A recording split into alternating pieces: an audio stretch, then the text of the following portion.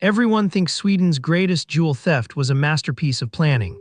The real story, it was almost accidental. For decades, the official narrative held firm. A precision gang of Swedish thieves, months of reconnaissance, a flawless escape. I've read the police files myself, thick as a brick, full of timelines and witness statements that all pointed to the same conclusion. But when you start pulling the threads, the official story begins to fray. The Drottningholm Palace heist of April 1987 wasn't the work of criminal masterminds. It was something far stranger, a crime that succeeded almost by accident, executed by men who barely knew what they were stealing. Drottningholm Palace sits on an island outside Stockholm, the official residence of Sweden's royal family. On the afternoon of April 7, 1987, a small group of men walked into the royal treasury. They were calm, no weapons, no masks, they simply asked to see the jewelry. The palace guard, a man named Erik Samuelsson, had been on duty since morning. He was tired. It was spring. The world felt safe. The men, later identified as Swedish nationals with minor criminal records, didn't arrive with blueprints or rappelling gear. They had no getaway boat waiting. What they had was audacity and a crucial piece of information. The palace's security system had been partially disabled for maintenance that very week. Not because anyone told them, they simply got lucky. Here's what the official investigation missed for months. These weren't career jewel thieves. One had worked as a mechanic, another drove a taxi. The ringleader was a man named Anders Eklund, a petty criminal with a record for small-time theft, nothing that suggested he could orchestrate a royal heist.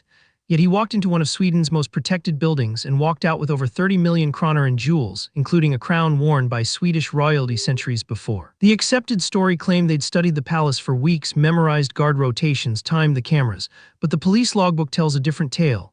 When detectives finally interviewed Eklund weeks later after he'd been identified through routine traffic stops, he admitted something that contradicted every assumption. He'd been in the area that day by chance. A friend had mentioned the palace. They went on impulse. The security guard, Erik Samuelsson, was later questioned intensely. Did he know them? Had he been paid off? The pressure on him was immense, but here's the human detail that changes everything. He was simply overwhelmed. 3 men in suits walked in during a quiet Tuesday. They acted like they belonged there. He assumed they had authorization. By the time he understood what was happening, they were already in the vault. So how did they escape? Not with a speedboat or helicopter. They left through the front gate. They drove away in a borrowed car. The jewels, priceless pieces including the Vasa emerald and royal insignia, were stuffed into bags that looked like laundry. No one stopped them. No one even questioned them. The audacity worked because it seemed impossible. What makes this heist truly remarkable isn't the crime itself, it's what happened after. The jewels were never recovered, not one piece. Eklund was arrested, tried, and convicted, but he maintained a crucial detail. The jewels had been sold almost immediately to someone he wouldn't name. The buyer was never identified. The trail went cold within days. The real explanation emerged slowly. Eklund wasn't a mastermind. He was a small-time criminal who'd stumbled onto an opportunity and had to contact someone in Stockholm's underworld who could move stolen goods quickly. That contact remains unidentified to this day.